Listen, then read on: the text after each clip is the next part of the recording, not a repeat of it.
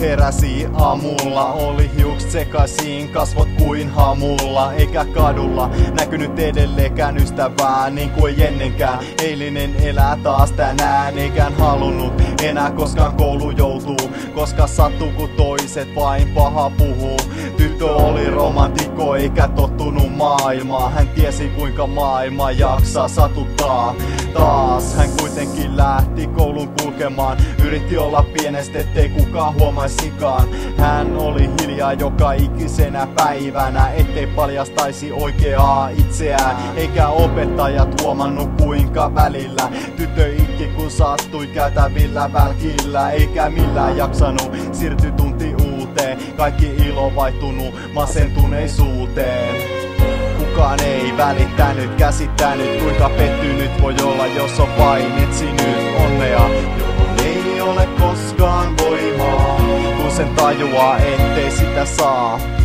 Kukaan ei välittänyt, käsittänyt kuinka pettynyt voi olla, jos on vain etsinyt onnea, johon ei ole koskaan voimaa.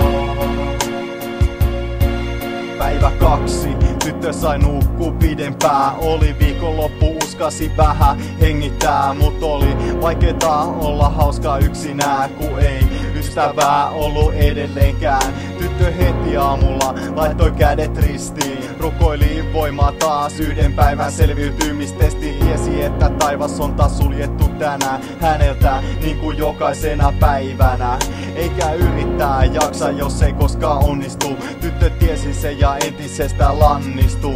Hän tiesi ettei enää halunnut jatkaa matkaa ja kirjoitti kirjeen ennen itsemurhaa, jossa luki: ei enää uni auta väsymykseen, eikä aamulla kello auta herätykseen.